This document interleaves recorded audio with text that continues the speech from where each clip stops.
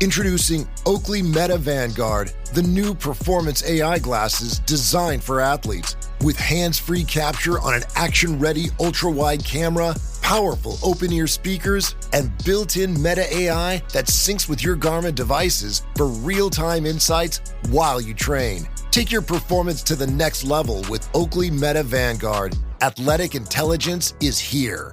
Learn more on meta.com. Wish you could become a morning person? You know the type, up before the sun, early morning runs, first one to the office with donuts and a smile. How do they do it? Easy. With the new Galaxy Watch 8, sleep tracking and personalized insights from Samsung Health help you improve so you can wake up to a whole new you. One who, dare I say it, skips the snooze?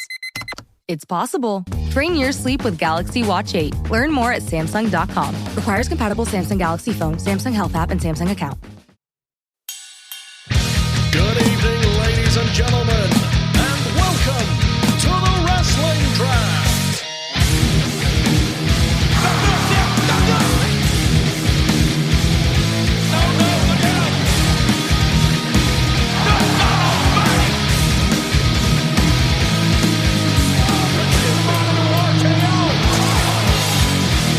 Welcome back, everybody, to another episode of the Wrestling Draft here on the Wrestling Draft YouTube channel or in the audio realm, wherever you get your podcast. I am your host today, Scott McLeod, as always.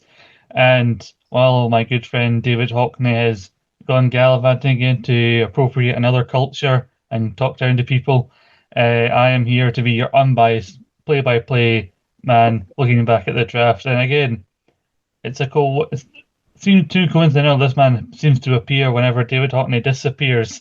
You know, somebody would argue that maybe the same person secretly, the fact that they've never seen in the same place. But this is a man who, despite being on the show this season, forgot what night we record these shows. But I'm happy to have him anyway. Andy Mitchell, how are you? Hello there, nice to see you again, Scott. And as you can tell, you've got me last minute because I've still got my hoodie on and I'm cooking dinner. Look at both of our backgrounds. We're somewhere in God's waiting room, apparently. We're just illuminated by light. I know. So as I just come in, I thought I'd do a bit of presentation, you know. And to be fair, your questions about me and David Hockney being the same person, you know, we do go to the same barber, so you never know. Stranger things have happened in this draft. So yes. You're the non-Tory equivalent of David Hockney, but yeah, pretty much, yeah. We're going to break down everything going on in the draft. It's been a tumultuous couple of weeks in the draft. We're coming off a big AEW pay-per-view, and it's to no one's surprise that the top three this week are three AEW champions as well. We got Brody King, one half of the tag team champions, at 9 points. That's on Alan Lucas's team. That did come at the expense of one of Alan's other picks, Okada, losing, even though I was on this show last week saying there's no way Okada and Takeshita lose in that match. I'm pretty sure I said that. But then Okada did make those points back up, beating Bandido, who I think is as undrafted this season, in a continental or unified title defense, whatever the fuck they're calling that belt, a title defense there. We also have Adam Page on 10 points, he's the AEW World Champion, having defeated Samoa Joe at Wrestle Dream. He is on Dan Axel Jameson's team. Got 10 points this week, 99 points overall. He's got 99. He's very close to triple digits, his old Adam Page. But of course, she's got all the belts, and she has to take all the bloody points as well. Matt Smith's pick of Mercedes Moné with 15 points. Obviously, it was their two titles, but you know, we've been down this road before. It's one title match win, not two. When it's a double title, we've been down this road many times before. Then she appeared on AEW twice this week, 15 points overall. Not many surprises there with Adam Page or Mercedes Moné, and I think Brody King is a big surprise this season as well, as I've said several times, Andy. No, I agree. It's like, as you said, only one half of the AEW tag champs have been drafted, and who would have thought they would have had a good run? You know, goes to show what AEW's booking can be a bit, it's just sometimes, I don't know, just Tony Khan's booking skills are just a bit mental sometimes. So it's good. It's good for Alan, because obviously when we first saw Alan's team, we were like, that's a bit of a, it's a bit like sort of out of left wing with his picks, but look at him, he's at the top of the league. He's doing well. So yeah, and this has been a season of surprises, and quite a few of them we could not have foreseen. And one of them is the run that Brodito has been on. The fact that they won the tag titles at all, and then the fact that they've had a decent run with them. But we've also had a weird season in terms of injuries. Obviously, it was confirmed that Seth Rollins, has been stripped of the World Heavyweight Championship. So, Grant McRobbie's captain is gone. He's out of Bammy non-factor for the rest of the season and possibly next season beyond that. But Alan McLucas, as good as he's having, another person who's been doing really well, and a big surprise was the speed title coming into play. We thought, that'll help, extra title points for Alan. But now it's looking like Sol Ruka out of the equation as well, as she will not be defending the North American Championship this Saturday against Leighton Rosaria, stepping in her place. But I don't know how that's going to work. I doubt Sol will get points if Zaria wins. I don't even know if Zaria's drafted. But I think Alan is in top 3 to look ahead to the leaderboard. So there's no good point for someone to come out, especially a champion, but this is the worst possible time for this to happen. No, true. Because it's just been the most injuries in a season. It feels like it. I mean, not just injuries, but like people being written out or people going away. I've had 2 people, my 2 AEW picks were Copeland and MJF, and they both buggered off, and then my captain got bloody pregnant, and it's all been chaos. Like, we joked about, Scylla, because David, your friend and mine, David Campbell, shares a club with Cilla Black from Surprise. Every time someone gets injured or is written out of something and someone loses points. And she's been in the thing that long. I mean, Matt Smith would have had her in his team and had a captaincy on if he could have. I know, is that so? Do you know what was funny as well? I was watching a YouTube video today and Cilla Black showed up in that, and I'm like, right, I can't escape her. Can't escape her on wrestling and then just other like YouTube videos. But yeah, it's interesting you say, because obviously I've got Bianca Belair on my team. Where is she? And apparently Athena's also injured as well. I think it's happened, but again, it's not really heavily reported. Well, she was on AEW this past week, making an appearance, and teasing that she and Mercedes Moné will be going after those women's tag team belts. So, No, that's good. It goes to show I've not watched it yet. Latch yourself to the Mercedes Moné train. There's a good chance you'll get another belt in there. One that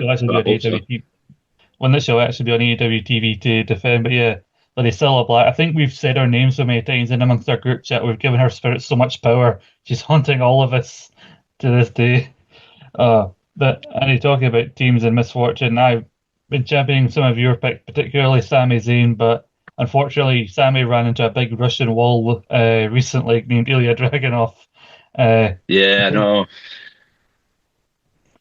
So maybe Sami Zayn's luck has run out, and you're unfortunately at the bottom of our overall leaderboards. I know, I can't believe it, man. At the start of the season, I was at the top, and now I'm just literally bottom. I had a really bad weekend. Obviously, Sami losing the title, and then I don't know why picking the Judgment Day, and then was it one title defense this season, and they've lost the belts, and just like yeah, to the most oddball of teams, like at mid 2000s, 2010s, like oddball team, Dragon Lee and AJ Styles being the team to dethrone them in the end. So you're down at the bottom with 153 points. Another man who was top briefly and then has taken a spectacular fall with 158 points is Gary Kernan on Team Viscera. It's also saddening losing Mo of Men on a Mission. So, Gary Kernan is having a bad run of things right now. And El Grande, whatever the last bit is, JP, 164 points. Then David Hockney, Western Country Club tied with myself, 174 points each. We are on, I was out with Jey Uso being the lone person I can believe in right now, winning that Battle Royal. And people are getting a bit sick of Jey Uso. I am backing Jey Uso 100%. Get rid of that scene. Give him another injury for 6 months. Come on, Jey, get that belt back. I need it right now. The Essex Elite 100, AI no better than you. I'm all over the place. I can't really read this, but they were the Draft Bastards. Robert Shaw is 184.5 points. More time is going on, the more I'm realising maybe Robert Shaw was the brains behind he and David Hockney's team all along. Then on 190 points, AI no better than you. Graham McRobbie, not fully feeling the after effects, I don't think, from Seth leaving, although it wasn't helped the fact that Rusev lost out once again on the IC Championship to Dominic Mysterio. Then 193 points, Dan Apps in Essex Elite. Then Iguana Dance with somebody, Matt Smith. Oh, it's just getting better, buddy. Some of our picks, yourself, Rollins, your Sol Rookies, and some people picks you thought you could rely on are going out. But bloody Mr. Iguana is back and he's going to be at Halloween Havoc this weekend. You can't bloody write this shit sometimes. And then you take a big dive up to the top 5 on 218 points. It's tsunami time with Gary Morris, 218 points, then 225.5 points, 55 in Curtin, Alan McLucas riding that train. Oh, sorry, it's the top 4. I mentioned that there's in 200. No, it's top 5. I'm doubting myself. I'm just jealous that I'm all the way down where I am. 55 in Curtin. Wish that a long day today, Scott. Yep. Don't believe me. 225.5 points. Alan McLucas, 55 Curtin. Then I promise I don't like that other Brock either, but he's dominating like that other Brock in the 2020 Rumble is Tom Brock, 229 points. Then, he's been dethroned from the top spot for what first time in what feels like forever. Stephen Wilson is in second place with Straight Edge Brutality, obviously helped with CM Punk's performances and Rhea Ripley, although Rhea Ripley out for we don't know how long with a nose injury. But 248 points. The GOAT, David Campbell, like I said, your friend and mine, is there at the top. Position himself as the underdog in this draft.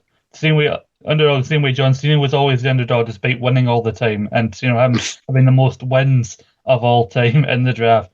He said to me, he mentioned this fact, he specifically wanted me to get this in there. If David Campbell wins this season, he will have won 25% of all drafts we've ever done. Really? That's insane. And it would be mental if he won this, because it's the first official season under the wrestling draft banner. And when we did it as ESSR before there even was a Saturday, the first ever winner was David Campbell, and then he won the first tag season. So it would be very interesting if he won this one here. But at this point, it is the lesser of two evils, Andy. David can be very competitive, but at the same time, you don't want Stephen Wilson to be winning either. I know, yeah, especially with Stephen having to pick his team last as well, because he was last place in the picks, and he's, and the thing is, I was right before him, so it was like I could have stolen some of his picks, and I just wasn't thinking ahead. But he's done well. But yeah, it's a good race to the top. It's anybody's game when it comes to the end of the season. So yeah, the top 5 is very competitive. I think we're coming into that last month. We got Halloween Havoc. I don't think there's that really many NXT representatives throughout the draft. We do have, like I said, a major match coming up for Saturday night's main event with the World Heavyweight Championship implications, and then we have those last 2 big AEW and WWE pay-per-views at the end of the month. So I do think this is a time where we look at the top 5, everyone who's in a 200 or more mark, and try and think who is going to come out on top of that. Because I made peace I'm not winning a long time ago. I don't know about you. Yeah, I'm the same. I thought maybe I could have a good bit of a comeback. I thought, Sammy was doing well, but then it was just felt like just a one-man team. I was like, what's everybody else doing? So I'm just looking to see if it's worth even doing the next season. And so we'll sort of see how it goes. But if I could get a little bit above David Hockney, you never know, then I'll be a bit happy. So it is made worse to think you're losing to someone who's used AI. But I think we're just preparing ourselves for the future. AI is going to come for us all. AI is going to take all of our jobs. So it's going to be just 2 AI-generated versions of us doing this show in about 5 years, I tell you. Yeah, you never know. It'll be controlled by the Grant McRobbie as well, won't it? So. Honestly, sometimes I talk to David Hockney, I'm not entirely sure he isn't AI at points. That's a good point, aren't you? I'd rather be talking to an AI than doing some of the Listeners League stuff, but the duty falls to myself. I joke. Listeners League people have been asked not to slag you, but come on, take a joke. That's what you need in this thing. You need a thick skin for this kind of draft. But we got in the top 5 there, Paddy McBride with Devil's Kiss. I wonder if he's got bloody Stephanie Vaquer in his team with a name like that. 252 points. It's a lot higher scoring in the Listeners League, but also they get to pick their teams. Gordon with I'm Not Too Fussed. Well, get fussed enough to choose a second name rather than having one name. 260 points for him, then 263.5 points with Include Impact Point 2.0 Anthony Fitzpatrick. My boy Anthony Fitzpatrick, he's not done well more often than not in these seasons, but I like seeing him in the top 3 because he's one of the few people I can get behind in the Listeners League.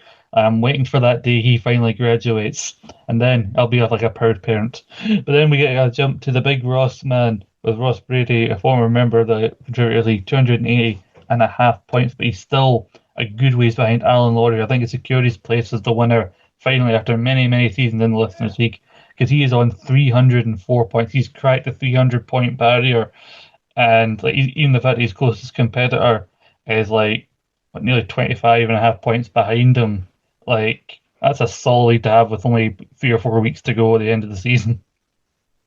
Yeah, that's good. Over 300 points as well. That's wild. It is wild, you know. I occasionally think, well, how would I do in the Listeners' League? But I never actually want to go through that because I think it would be embarrassing if I didn't get in at least the top 3. Yeah. In the Listeners' League, having won as many times as I did. But anyway, I don't think there's much really to talk about because I don't think it's really worth going through NXT that much to really preview it. Like I said, in terms of who's been pitting, also the main issue is like Sol Ruka being kind of out of the being out of contention for the North American Championship match. I do think somebody has also the Tank and Tank. They're on Matt Smith team. They're not a factor. Mr. Iguana is on a full 3 points. Mr. Iguana has more points than Swerve Strickland, by the way, which is still really. David Hockney, though, he is, I think, the person most likely to benefit. He has Ethan Page, who, despite Charlotte and Alexa Bliss being the big steal for him, have the same amount of points as Ethan Page on his own.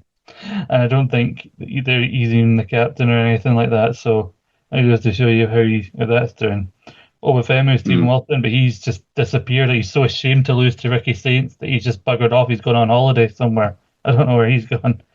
I think Ava is on Goat's team, but hopefully she doesn't show up. She's very annoying. Yeah, and I don't think really anybody. JP also had JC Jane, who is defending her term. So DP and David Hockney seem to have some decent chances of getting points. Dana Simpson has Blake Monroe. Her one will determine really where they want to go with this whole Sol Ruka Saria storyline. So Dan Axel Jameson, JP, and David Hockney all looking to gain major points to help them move up the table because they're all I think are in the lower like half at the moment. So when they progress, every little helps at this stage. But Andy, I want to talk about your team because obviously there was a lot said about your team, especially Sami Zayn. But you know, up until recently with Ilya Dragunov's return, what a hell of a run, Sami! Like 4 or 5 weeks in a row, nearly. I think never on pay-per-view, but just on TV alone, consistently championship retention points. Like it was a hell of a run to go on. No, it was good, and as I said, it was probably one of the best things about SmackDown for the last 5 weeks was just that open challenge. So it'll be interesting to see what happens next because the strong rumor is, you know, Saudis and Saudis in the Rumble, as I say, the Royal Rumble's in Saudi. So is this the start of maybe he gets pushed to this? So yeah, we're wondering if like Sami would get involved in Survivor Series. It seemed like the Bloodline were going to get involved in Survivor Series, but now because of Seth Rollins, because I think the plan was a vision of Seth leading a team against a team with like Roman, Punk, Usos, perhaps. That's all up in the air now. But you think, it's one thing to like have someone come back like Ilya Dragunov and get a big win, but you don't think they would like take the belt off. Like you don't like think, as you mentioned, like they wouldn't take the belt off him without having some plans for him. Yeah. But it just feels like it was overall within. But yeah, you've also got like the Balor and McDonough, but bad luck there with them losing the tag team titles. But appearance points alone, where most of them have come because they've only had one successful defensive use. I believe that they're on 21 points overall as a tag team. But weirdly, Jimmy Uso, who you've got, I think out of all the main Bloodline players, is always the one picked last by people because he's their like 5th round pick, is on 36 points on his own, and he's taken some big losses recently, like against Bronson Reed. Yeah. Even with being basically the punching bag of the Bloodline, he's still on 36 points, better than your tag team pick. That's actually kind of funny. And yeah, it's like what's his sort of like where does Jimmy go after this as well? Because obviously, as you mentioned, it was like the War Games.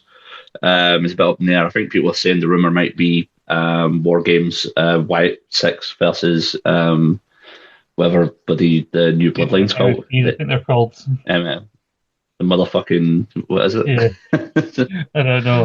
MFTs. MFers. Well, I just keep hearing the name MFTs. Isn't that the weird thing that the influencers keep trying to scam you into buying? Or is that something else? Yeah, exactly.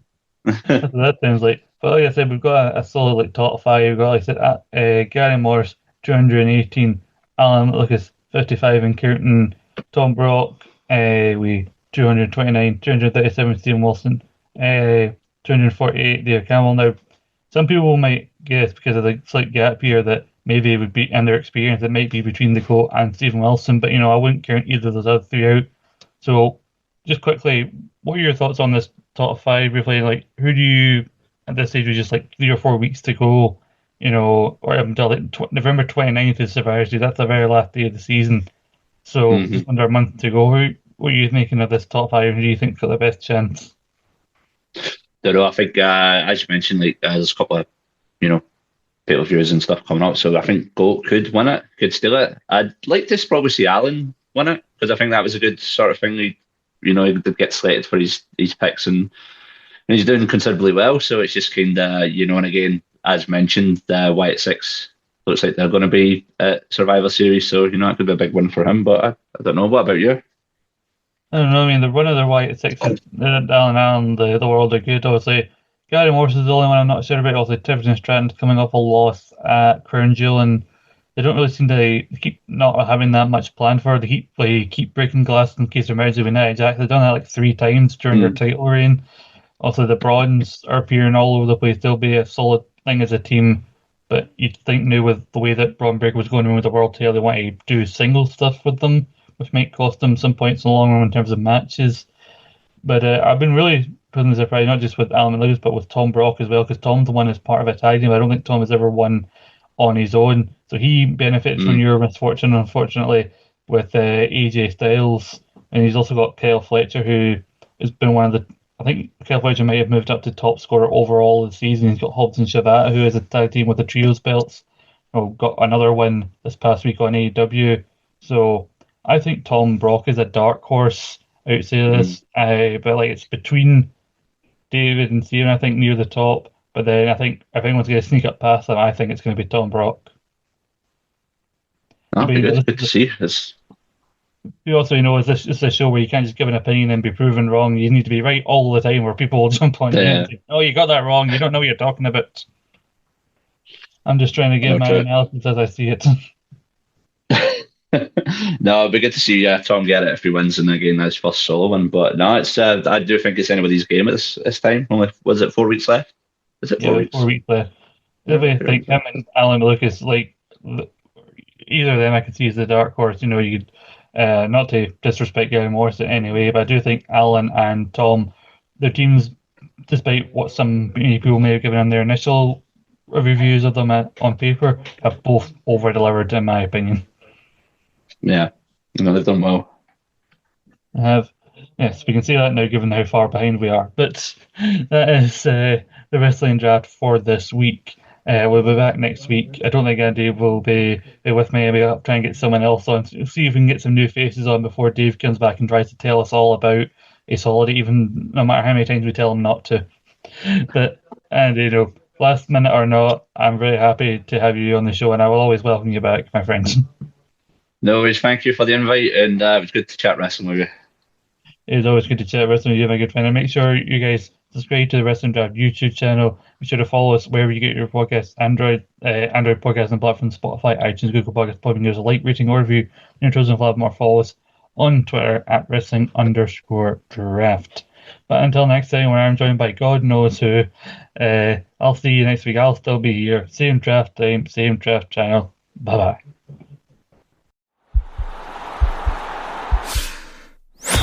This podcast is part of the Sports Social Podcast Network.